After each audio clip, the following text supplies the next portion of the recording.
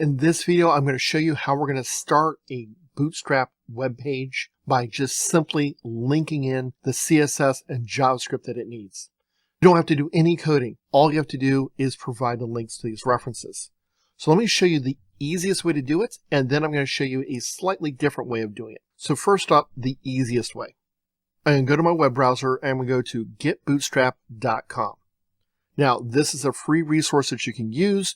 You do not have to pay anything to use this, although they do have some paid additional features if you want some specialized themes and things like that. So now that I'm here at Get Bootstrap, I'm going to click on Read the Docs. I can also use NPM if you're familiar with that, but if you're just starting off with building web pages, you're probably not familiar with it, so we're going to skip that. Go to Read Docs, and I have my introduction, Getting Started with Bootstrap. And this is exactly where I want to be, because you've noticed that they already created here a sample HTML page, just like a little getting started hello world type of thing. That's HTML5 compliant. And that's a big thing with Bootstrap. We need to be using HTML5. So I'm actually going to skip this because this doesn't have the links that we need. I'm going to come down to the second part where it says include Bootstrap, CSS, and JavaScript. And so this is everything that the first one had, all the hello world and that basic text that you're going to replace. But it also has, you'll notice, a link that goes to our CSS document and a script tag. And both of these are using a CDN, or a content delivery network. So this is shared. You can go and access it. So I'm going to click on the copy to clipboard icon, the upper right hand side. Go to my text editor. I'm using Visual Studio Code and paste it right in. So you notice here are a couple of things, and if you haven't noticed this before, I want to just point this out. First off, we have a meta tag named Viewport, and this viewport is important for getting things to work on a web browser and a mobile device.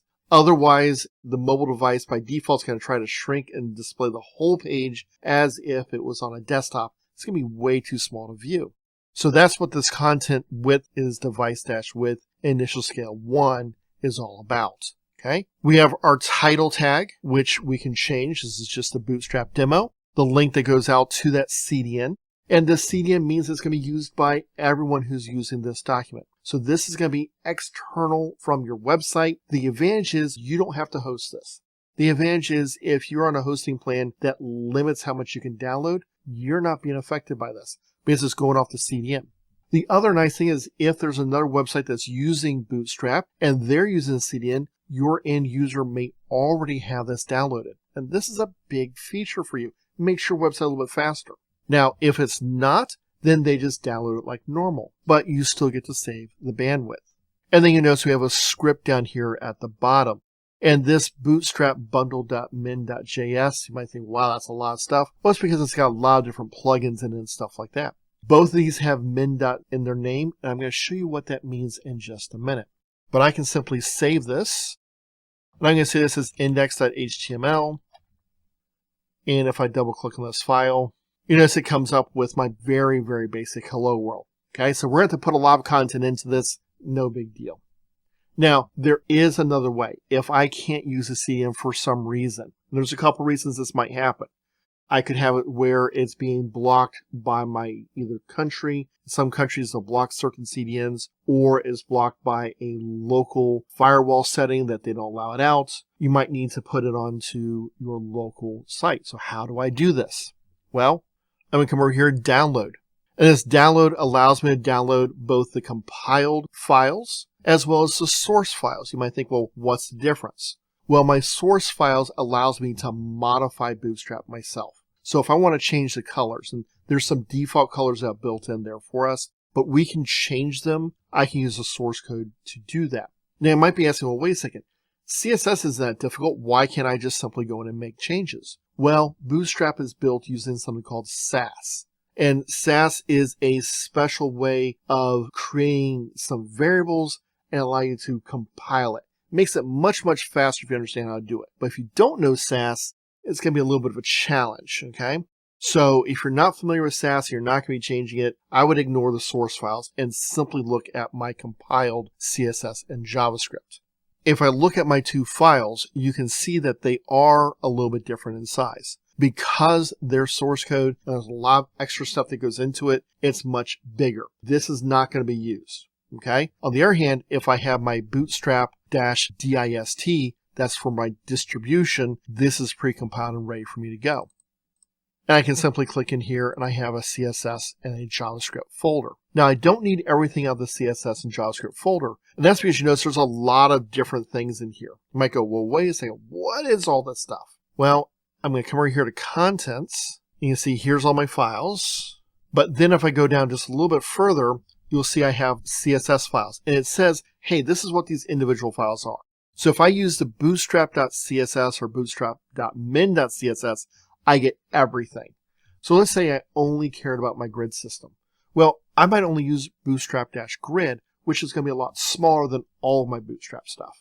Now, I do lose out on all those utilities and fancy features that Bootstrap's going to give me. So I always just go ahead and use Bootstrap because I'm just going to say, hey, if I'm going to do this, I'm just going to use it all. But it is an option for you.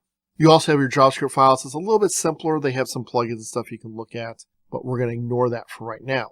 So what I've done is I've created inside my folder a folder for CSS and my Bootstrap here and JavaScript. And you notice it's also called Bootstrap. Why is that? Well, one's .css, one's .js. I can see this in Visual Studio Code over my folders. Now you might say, what's the difference between this Bootstrap and Bootstrap.min? Well, if I look at Bootstrap, you can see here's all my information and it's all laid out. Takes a long time, all these extra spaces and indents and stuff like that. If I go to bootstrap.min, well, if you notice, I show my line numbers here, 1, 2, 3, 4, 5, and then this is all 5. So what did it do? It has simply put all the information, taken out all those extra spaces to shrink my file size. To give you an idea, the difference in file size is 275 kilobytes versus 228 kilobytes. It may not seem like a lot, but every little bit helps. And if you have a very busy website with a lot of people accessing it, saving 50 kilobytes on every time someone goes to download your page helps a lot. You'll see it similarly under your JavaScript. You can notice here there's even a bigger difference. The unminimized is over 200 kilobytes. The minimized is simply 79 kilobytes. So always use the min if possible. And what I'm going to do simply here is I'm going to save this as a new file, index2. So what I'm going to do, well, this whole address is part of my CDN. I'm simply going to remove that. I do want to keep the CSS folder. So I'm simply going to say .css. It says, look in my current folder, look in the subfolder CSS, then find bootstrap.min. Now I'm going to take out this integrity and cross origin because it's no longer necessary. Then I'll do the same thing for my JavaScript. And then once again, remove my integrity and cross origin. That's no longer needed. Save that. And if I go to my index2, you notice it looks exactly the same. It's using the same files, just in a different location. So very easy to set up Bootstrap and get started with it. In our next video, we're going to take a look at how do we set this up so we can set up our containers to say, how big is our content going to be on our screen? Very important in doing that, so stay tuned for that. And if you haven't started, you can take a look at the whole playlist that's also available for you.